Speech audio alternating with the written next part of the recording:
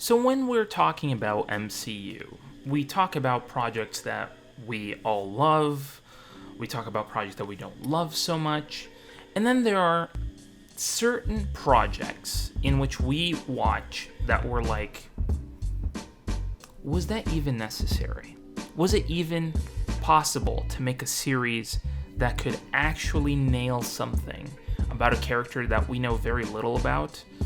And honestly, when it came to Secret Invasion, it kind of put me on the edge. And I'm going to be very honest, there are certain things about this series that I just didn't quite get. So before we get this whole thing started, I would like to say that this video will have lots of spoilers. So if you haven't watched Secret Invasion yet, go watch Secret Invasion, and after you finish, come back and let's discuss what this show has. And trust me, I'm going to cover a few things that I was like, oh my god, I don't know why they did that, and a few things that actually excited me that happened in Secret Invasion. But let's see how this goes, and yeah, go watch it, then we'll talk about it later. But if you have watched it, let's talk about Secret Invasion. Now, Secret Invasion is all set up in a way to show that a lot of the Skrulls that were promised to come to Earth by Nick Fury and, kind of seek protection from, the extremists that were, on their planet, for them to come here and actually have asylum here was kind of broken. Like, that bond was kind of broken between Nick Fury and the Skrulls because, he promised that this would happen, and it ended up never happening. And it's kind of like playing off of this sort of like almost, migrant story. And I think that in concept actually is very interesting of seeing how one race is coming to Earth in order to better, fulfill their life needs and stuff. But the problem is that there's over 1 million of these Skrulls walking around, now in, the vicinity of Earth, and that's a problem. And Nick Fury kind of very clearly says that this is a problem. And it's kind of interesting that we would see Nick Fury be put into this sort of position because typically with S.H.I.E.L.D., at least when S.H.I.E.L.D. was still a thing, it kind of set up a promise for these Skrulls and for pretty much all of humanity. And I think that people kind of lost their hope in S.H.I.E.L.D. after the events of, Avengers Infinity War, where half of humanity just went poof. So it is kind of an interesting thing, like a tug and pull that we see, Talos and, Nick Fury kind of get into. So I found that kind of interesting. It's interesting to see the whole political aspect of this whole series and how it leads into certain areas. But I don't know. I think that it kind of made the series drag a bit. I don't know. That's just my view. I think that they could have focused on more things, and they could have used as a framework the whole, Mission Impossible franchise. They wanted to make a spy thriller in the MCU, and I completely respect that. But when it comes to these series, that even though that they are just very short series, 6 episodes, they have the budget of movies like Mission Impossible that could do some really cool stuff, but they end up never doing it, which is kind of sad because I really wish that they could have made this a really deep, enticing action series in which it's not. It's very much just people talking. You have very minimal action scenes. You have one really big action scene toward the end of the series, but it's very much people talking, and it kind of drags a bit, which is kind of sad because I really wanted to know a lot more about Nick Fury and everything that is associated with him. And we do learn a little about Nick Fury in this series in some interesting aspects of his life. We find out that Nick Fury is actually married, which is surprising. And then we find out that his wife is actually a Skrull, which is also very interesting to think about, that, he's been married to a Skrull this whole time, and that this whole geopolitical thing that's going on is also kind of, draws parallels between him and his personal life, which is also kind of interesting as well. But again, these are all things that are kind of dragged down by the fact that we could have had more action in this series, more dedication to, really getting into things in the MCU that we really want to know about. Like, where is the MCU going? They could have used this opportunity to see where the MCU is going. And they do add some aspects, I'm not going to lie, they do add some aspects of previous MCU projects that ultimately link up to this show.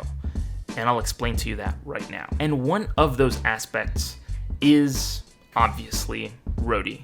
Rhodey is surprisingly revealed in the series as a Skrull. But the funny part ends up being that if you watch to the end of the show, you find Rhodey in a hospital gown, which makes us realize that the last time we saw Rhodey in a hospital gown was in Civil War, which means that if it is the case, Rhodey has been a Skrull since literally the end of Civil War all the way up till now, meaning all the events that we see him in, everything that we see him in, from, Falcon and the Winter Soldier, at the end of Infinity War, and then seeing him over at in Endgame. I mean, all of these different projects that Rhodey has shown up since Civil War, it is very probable that he's been a Skrull this whole time. And it's probably going to be surprising to him when he wakes up and is, being explained to him like all these crazy things, which I believe, if it is where I think it's going, the end of this series kind of hints at the fact that we're going to see Rhodey now in Armor Wars, which is also a series that was revealed. I think it was at D23. They revealed that there is going to be an Armor Wars movie. So that's going to be very interesting because he's going to wake up and he's going to find out that, yes, Tony Stark passed away, sacrificing his life.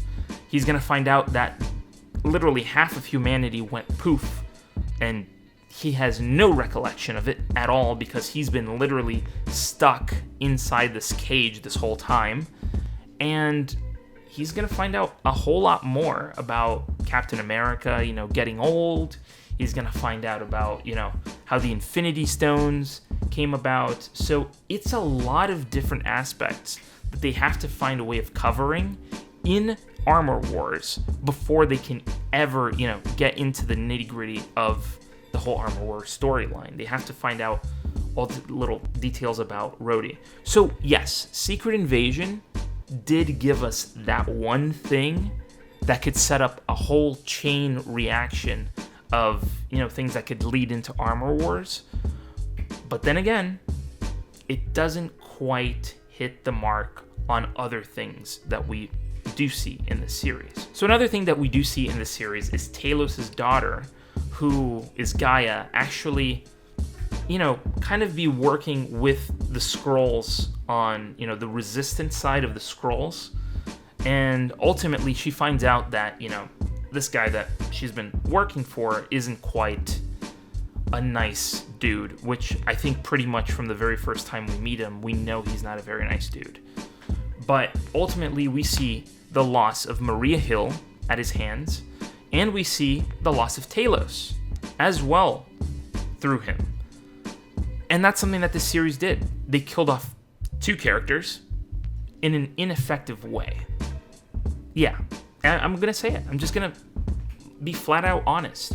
It wasn't effective. I wish that they would have thought of a better way to kill off these characters than to be in such a, I'm going to say it, in a meaningless way. I didn't want to call it meaningless, but it is in a meaningless way. Because when they died, I was like, well, why did you kill off this character? Why kill off a character in this series knowing that it's not really effective? I don't feel the sadness that I feel. It's not like when Tony Stark dies in Endgame. It's not like when you see Captain America as an old man. It's not the same. You know, you feel like a certain emotion for these characters. You see an arc, a reason as to why Captain America went back and had a life with Peggy Carter, or why you see Iron Man sacrificing his life. Those are things that, even though Captain America didn't die, he's not necessarily an active part of the MCU at this point in time. But then again, both of which are no longer in the MCU, you still feel a weight to those losses. I didn't feel a weight to the loss of Maria Hill, and I didn't feel a weight or a loss to, Talos. So why do it this way? Why just blatantly kill off these characters willy-nilly like that? I wish that they would have thought this out and thought this through a little bit better. But ultimately, I understand where they want to go. They want to kind of wipe the slate clean and start something fresh. And I understand where they want to go with it, but I wish they would have done it in a better way.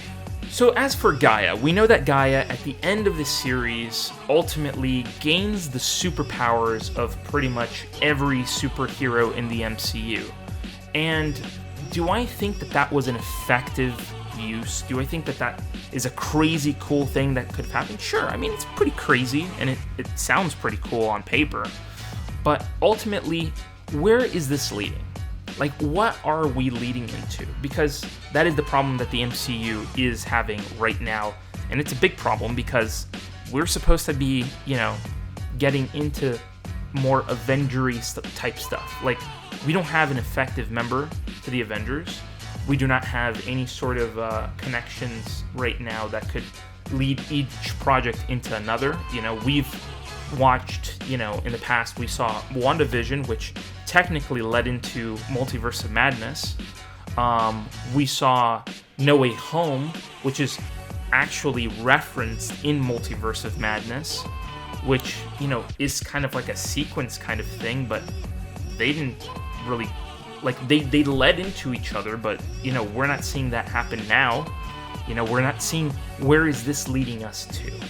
And having Gaia have all these superpowers, what is it leading us to?